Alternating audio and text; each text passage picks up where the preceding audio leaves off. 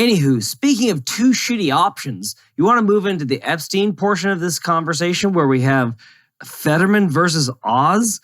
Oz, who's a daytime TV celebrity that tells you about the latest and greatest on how to lose body fat, because that's apparently the only thing that has anything to do with housewives that are watching the TV at that time. He'll just tell you a bunch of different things that is going to lose body fat. Or Fetterman, a shittier version of a Shrek, of a Shrek character with a possibly shittier goatee to go along with it. Oddly enough, we thought that Biden may have been an apparition in terms of voters electing somebody who can't form a coherent sentence, but I think he was just paving the way for a Fetterman, because I'm pretty sure that Biden now looks coherent and together and with it compared to Here's the thing. The way Fetterman strings words together, or doesn't. Used to elect, well, the concept was to elect our best and our brightest to lead this country. Now we have, what would you call it? Marketing specialists that say, oh, give him a break. He's struggling because he had a stroke 6 months ago. Like, give him a chance. Like, let him read all the things and then he'll totally understand it. It's like, I'll give you a break as a stroke victim when you're having trouble making your Starbucks order. I'll give you a break when the light turns green and you take an extra 5 seconds to start driving because you're a stroke victim. I'll give you a break at the movies when you shout out, "He sees dead people," in the middle of The Sixth Sense. I get it. You had a stroke. It's bad. It's bad. Spoiler alert, by the way. If you haven't seen The Sixth Sense, it's kind of on you now. You have like 25 years. Yeah, it's not really a spoiler alert. My point being is that I'll give you a break in those aspects. But when you're running for an elected office, which is supposed to represent the people that elect you within that given area, and you have to dictate legislature for their benefit, I can't give you a break when you come out with quotes as like, "I like an eagle," because you know what an eagle represents is it's a better part of a representation of an eagle. It's not a direct Fetterman quote, but it's pretty close. You would have to Google it to find out. Put it that way. That's my only point. It's like, when are we going to start holding elected officials accountable, or the parties that put them forward accountable for giving us two options of shit and choosing whether we want a red wrapping paper or a blue wrapping paper in front of it? That's all I'm saying. It's like, stop blaming people for voting for these people. Start blaming the party and holding them accountable. Start voting libertarian. Start voting for something that isn't the fucking binary bullshit they're forcing down your throat. That's all. I'm sorry. My rhetoric's gone. That's fine as far as it goes. But I got to say, the parties are going to do what the parties are going to do. At some point, the blame does have to fall on the voters. Because, again, if you are the voter who says, well, lesser of two evils, I got to do it. Again, we always talk about human beings and incentives. What incentives are there for the parties to give you anything else? If you're going to vote for whatever, then they're going to put up whatever. So at a bare minimum, it's a two-way street. They're giving you shitty candidates because you keep voting for them, and you keep voting for them because you're just stuck in this lesser of two evils binary that you can't seem to get yourself out of. You know what they do? They blame you for it. Oh, yeah. Well, it's always our fault. Well, how dare you judge him for not being able to form a coherent sentence? He has a stutter. He has a stutter, goddammit. Or he had a stroke 6 months ago. Give him a break. Like, then why is he up there? If that's truly the best candidate that you have, I obviously shouldn't vote for them because you have no answers for me. That's my whole point of that rhetoric. Right. But the point is that 2.7 million people decided not to do that. That's how many people voted for Fetterman. In the goat ass. And here's the thing. Here's the key takeaway. We've said this on many, many podcasts before. Every time we say it, we're like haters of mankind and freedom, justice, truth, and liberty and whatever, is democracy is bullshit. It's an illusion. It doesn't work. And I can prove it to you empirically.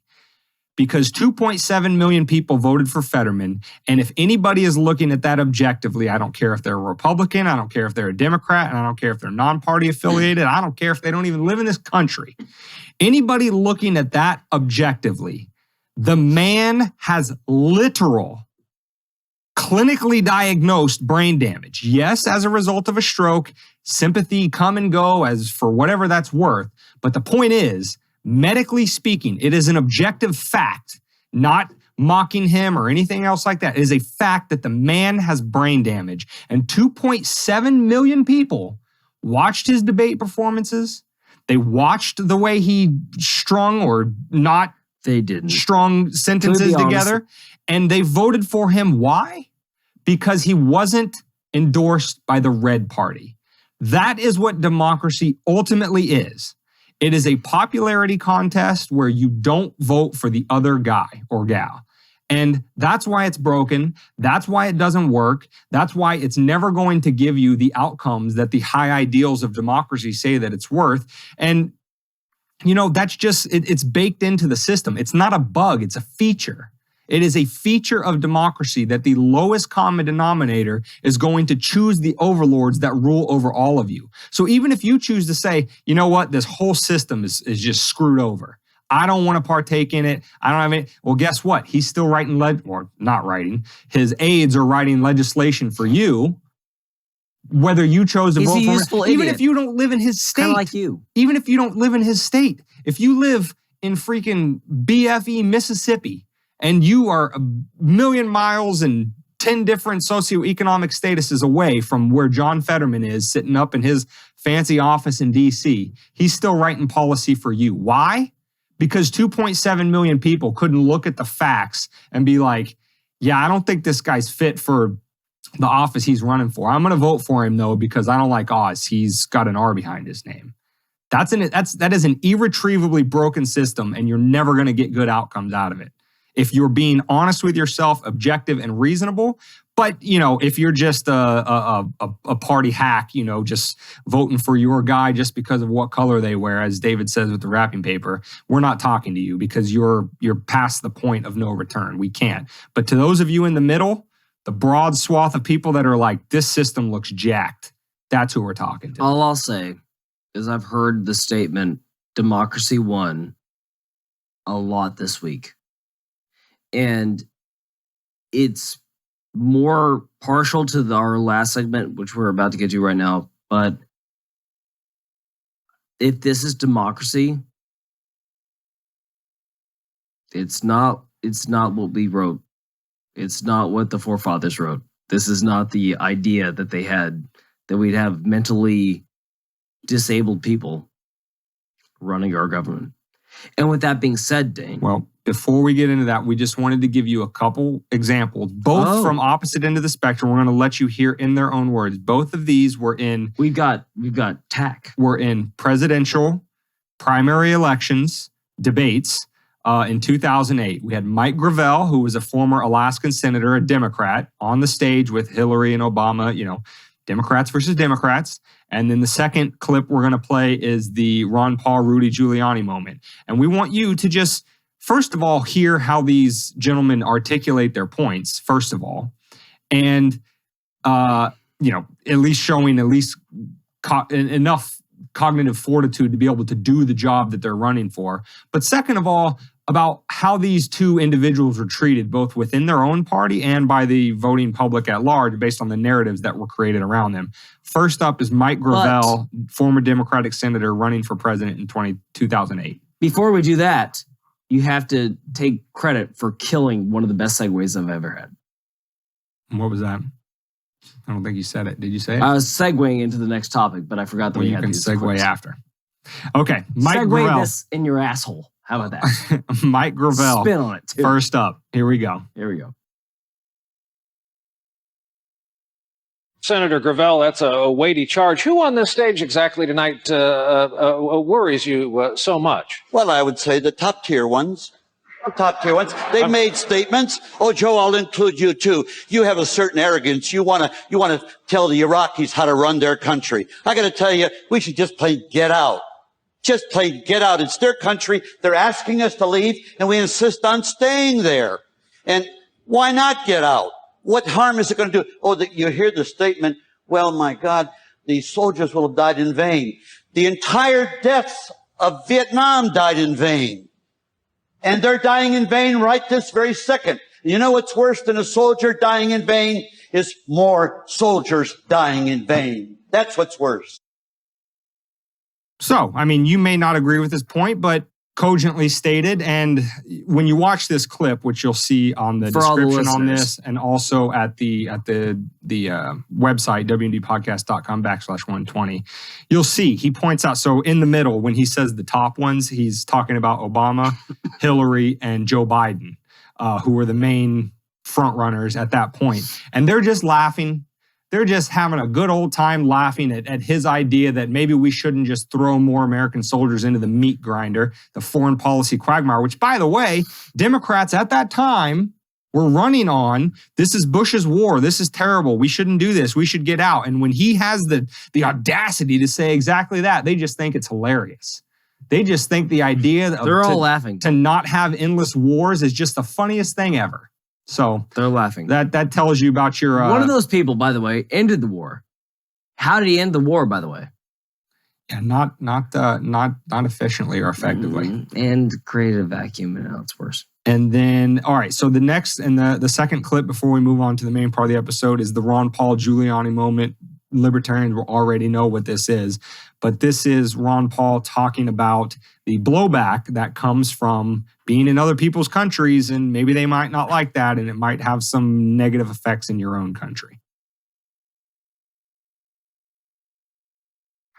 I'm suggesting that we listen to the people who attacked us and the reason they did it. And they are delighted that we're over there because Osama bin Laden has said, I am glad you're over on our sand because we can target you so much easier. They have already now, since that time, have killed 3,400 of our men, and I don't think it was necessary.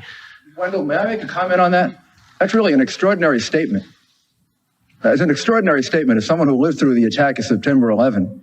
That we invited the attack because we were attacking Iraq.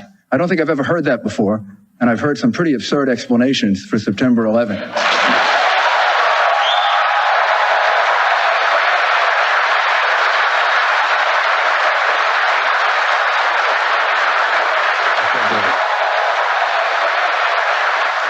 And I would ask the congressman to withdraw that comment and tell us that he didn't really mean that. Congressman? I believe very sincerely that the CIA is correct when they teach and talk about blowback. When we went into Iran in 1953 and installed the Shah, yes, there was blowback. The reaction to that was the taking of our hostages, and that persists. And if we ignore that at our own risk. That if we think that we can do what we want around the world and not incite hatred, then we have a problem. They don't come here to attack us because we're rich and we're free. They come and they attack us because we're over there. I mean, what would we think if we were if other foreign countries were doing that to us? Again, maybe you don't agree with Ron Paul's point, but the point is cogently and well stated. And again, that the way he was treated, both the raucous applause for Giuliani while Ron is just kind of laugh. Well, Ron got the best of it in the end because, yeah, it did come out that we were lied into that war and that the losses of life on both sides for us and innocent Iraqi civilians was not worth it. So, drowning those voices out and kicking them out of your party and off the stage is exactly why you wind up with a Fetterman versus an Oz or a Warnock versus a Walker. And libertarians are in the middle saying, I'm not voting for either one of these dipshits. The weird thing is this is like what I think is the formation of emotional voting. if I can say that, emotional reaction. Whenever you react, psychologically speaking, because that might be in a field of mine that I've studied, whenever you react based on emotion solely, usually it's the wrong reaction. You heard Giuliani, who then was a hero, by the way, because he was the mayor of Manhattan. Was he the mayor or was he the governor of New York? New York City. Mayor of New York City. Mayor of New York City. And he oversaw the attacks on 9/11. So obviously he was already viewed as a hero. And when he stood up and said what he did, all he had to say was 9/11. How dare you say? It's like that Family Guy quote. Yeah, 9/11. Oh my God, he's the best. It's like, okay, cool. That's fine. But aren't we missing the things that led up to 9/11? When you react emotionally, like when he saved us from 9/11 or when he got us back on board from 9/11, you're clapping, 9/11. What happened? What happened because of 9/11? Or what caused 9/11? That is what actually matters. And that's what Senator Paul was getting after. We fucked Congressman. Representative Paul. He wasn't a senator. Oh, I'm sorry. Anyway. His son is. That's where Rand Paul is a senator. Rand Paul. Yeah. He was a little young at the time. Yeah. Anywho, my whole point being is like when someone's pointing out the facts and figures and telling you what is and isn't good, but somebody just comes along and says one line and everyone gets on their back and say, yeah, Beth, like pull back from that. Because that's how you get Fetterman versus Oz. That's how you get, you can't vote for the third party because the third party will never win. Or that's how you get, you voted for the third party, well, you cost my candidate's election. Like that's simple-minded thinking. That's how they want you to think. Like think broadside. Think about how we got here. Because if you don't see how we got here, we'll never get out of where we're at now, which is plummeting towards annihilation, to be honest. Like you saved democracy because the Democratic Party didn't totally get landslided this election. That's not anything to shout about. And the last thing I'll say is you get candidates like Fetterman because of what those videos showed, and they remind me of two quotes from the thespian of our times, Rick Sanchez from the animated cartoon Rick and Morty. Is first of all, when you hear all that clapping for Giuliani, paraphrasing Rick, when a similar thing happens to him, he says, "Your boos mean nothing to me because I've seen what makes you cheer." That's the first thing. Is look at what the people adore. That sort of emotional, bullshit that Giuliani tossed out there as red meat. And the last thing, the second quote from Sanchez, a different episode, is Morty's saying, Rick, you might be right, but nobody really likes it because, you're just such an asshole with the way you say it. And Rick responds, again, I'm paraphrasing, with something to the effect of, that's why popular people are dumb, because everybody wants people that they like to be right. And I mean, if that's not Fetterman to a T, and it's not even that, the voters really necessarily liked him so much as they just really hated the other guy. He had a D. He had a D and the other guy had an R. Yeah. That's as far as they looked into it. And that's sad. If that's what your political system is based on, those are the candidates you're going to get, you're going to have a bad time. You're not going to have great outcomes. Things aren't going to get any better. You're going to be $30 trillion in debt, and you're going to be in endless wars and everything else. When you want a French fry, you're going to have a bad time. If you're French fry when you're supposed to pizza, going to have a bad time.